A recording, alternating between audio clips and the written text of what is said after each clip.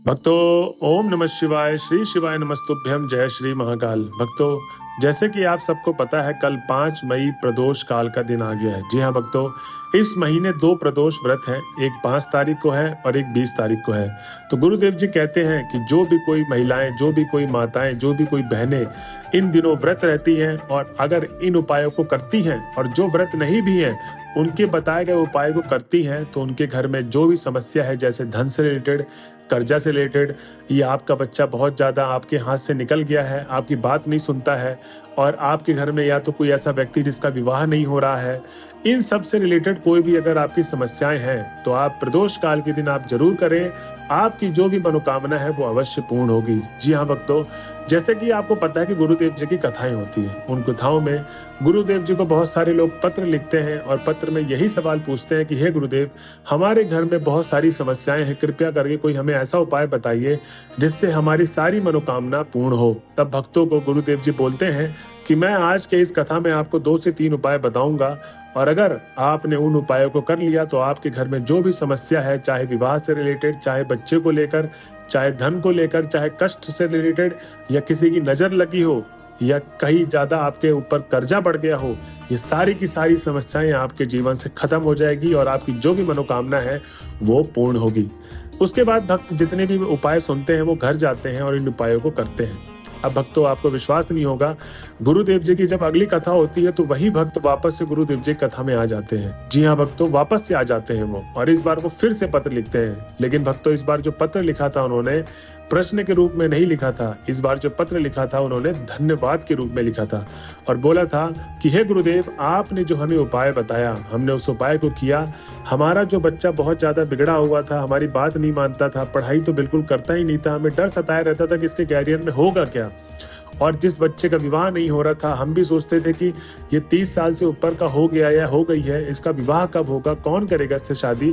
और धन से रिलेटेड जितनी भी समस्याएं थी, कर्जा से रिलेटेड जितनी भी समस्याएं थी, वो हमारी सब की सब जड़ से खत्म हो गई। जी हाँ गुरुदेव, आपका कोटि कोटि धन्यवाद कि आपने हमें ऐसा उपाय बताया।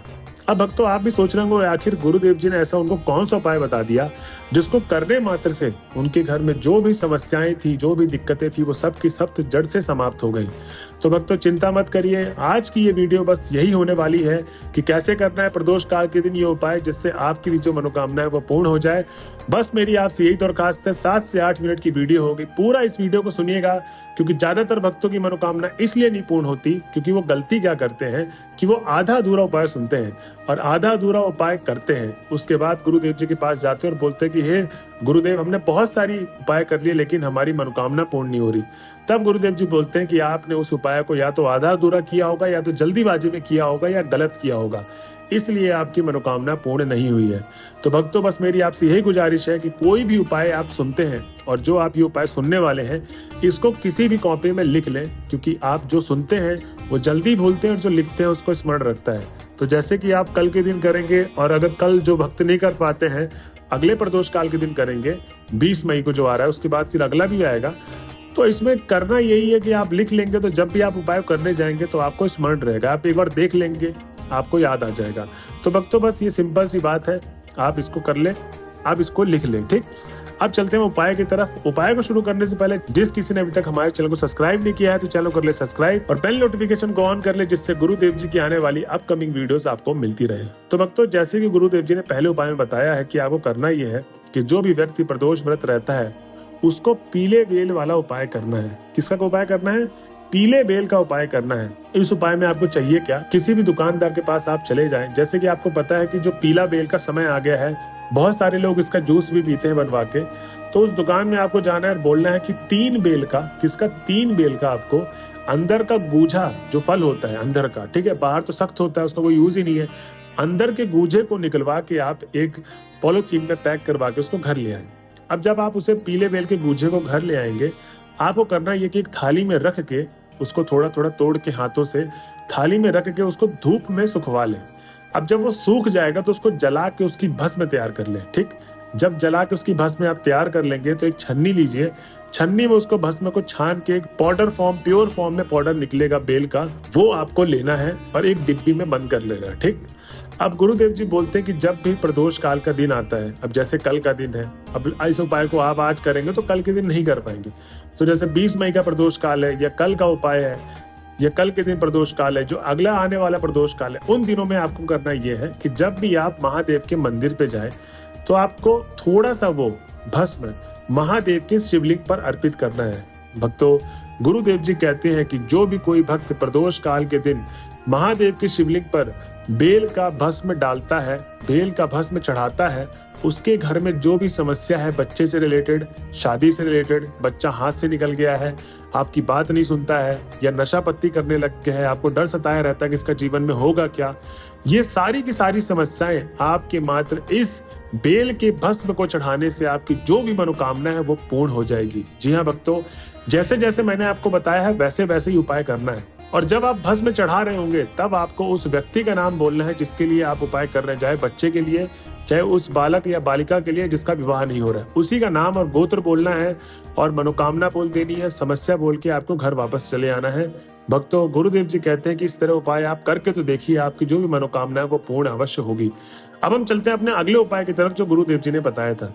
भक्तों, इस उपाय को इतना सुंदर बताया गया है गुरुदेव जी के द्वारा। वो कहते हैं कि जो भी कोई व्यक्ति, जो भी कोई माताएं चाहे बीमार है, चाहे वो किसी भी कारणवश मंदिर नहीं आ सकती है, और चाहे वो व्रत नहीं है, तो उनके लिए क्या उपाय बताया है कि किसी भी प्रदोष काल के दिन आपको करना क्या है। शाम के समय जब 6 बज जाता है तो 6 सवा 6 के बाद आपको अपना मेन गेट, जो आपके घर का जो मेन गेट है, द्वार है, वो आपको खोलना है और वहां पर आपको एक घी का दीपक लगाना है, गोल बाती का। ठीक है, गोल बाती आप बना लीजिए और घी का दीपक आपको उत्तर दिशा की तरफ रखना है, उस घी के दिए को। और आपको जब आप दिया रखेंगे तो वो 10 से 15 मिनट घर को आप जो दरवाजे से खोल के रखें और श्री शिवाय नमस्तुभ्यम का जाप करते करते मनी मन जो भी मनोकामना है, चाहे आपके घर में बहुत ज्यादा कष्ट है, लक्ष्मी आती है चली जाती है, धन आता है टिकता नहीं है चला जाता है, कर्जा बहुत बढ़ गया है, और घर में कोई ना कोई ऐसा कलेश होता रहता है कि बस आपका दिमाग ही खराब रहता है कि ये आए दिन हमारे घर में कलेश क्यों हो रहा है। भक्तों, गुरुदेव जी यही बोलते हैं कि आपको बस जितनी भी महिलाएं जो व्रत नहीं रह पाती, ये उपाय कर ले, उनके घर में सुख शांति सदैव बनी रहेगी, मात्र एक दिए से। जी हाँ भक्तों, इसके बाद हम चलते हैं अपने अगले उपाय की तरफ जो गुरुदेव जी ने अंतिम उपाय बताया है जिसको आपको करना है।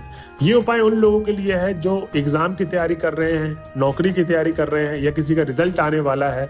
ये उपाय उन लोगों के लिए है। ठीक, इस उपाय में गुरुदेव जी ने बताया है कि बेल पत्री के पेड़ के नीचे आपको बैठना है प्रदोष काल के दिन, और सामान में क्या क्या चाहिए आपको, 1 लोटा जल चाहिए, थोड़ा सा दूध, मतलब 1 कटोरी दूध ले ले।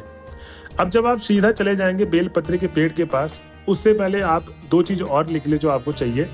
1 दिया जो घी का होना चाहिए और 1 दिया जो तिल के तेल का होना चाहिए। बाती दोनों गोल रहेंगी, बस एक घी का दिया होना चाहिए, एक तिल का दिया होना चाहिए।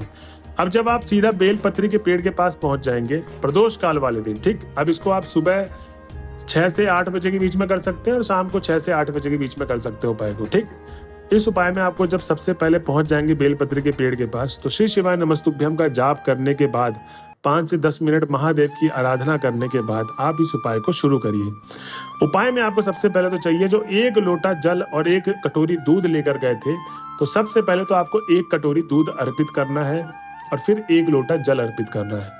जब आप जल और दूध अर्पित कर देंगे तो आपको नाम और गोत्र बोलना है जिस व्यक्ति का एग्जाम, नौकरी या रिजल्ट आने वाला है, और खासकर आपके बच्चे का ही होगा वो, आपको बस वो नाम और गोत्र बोलकर उनका जो भी समस्या है वो बोल देनी है और आपको मनोकामना भगवान भोले से मांग लेना है। ठीक, जी हाँ भक्तों, भगवान भोले से मांगना है। ठीक, उसके बाद आपको करना ये है, जो दिया लेकर गए थे वो राइट साइड में आप घी का दिया लगा दें और लेफ्ट साइड में आप तेल के दीपक लगा दें। क्या क्या करना है, राइट साइड में घी का दिया, लेफ्ट साइड में तिल के तेल का दिया आपको लगा देना है। भक्तों, गुरुदेव जी कहते हैं कि जो भी भक्त अगर मेरे बताए गए उपाय को इस तरीके से करता है, उसकी जो भी मनोकामना है वो अवश्य पूर्ण होगी, उसके बच्चे की नौकरी जरूर लगेगी, रिजल्ट बहुत अच्छा आएगा, कोई भी काम करेगा उसमें सक्सेस ही होगा। तो भक्तों, ये थी आज की वीडियो। अगर वीडियो के आप लास्ट तक पहुंच गए हैं तो श्री शिवाय नमस्तुभ्यम लिखना ना भूलें। मिलते हैं अगले वीडियो में, जब तक के लिए बने रहे हमारे चैनल पे। हर हर महादेव।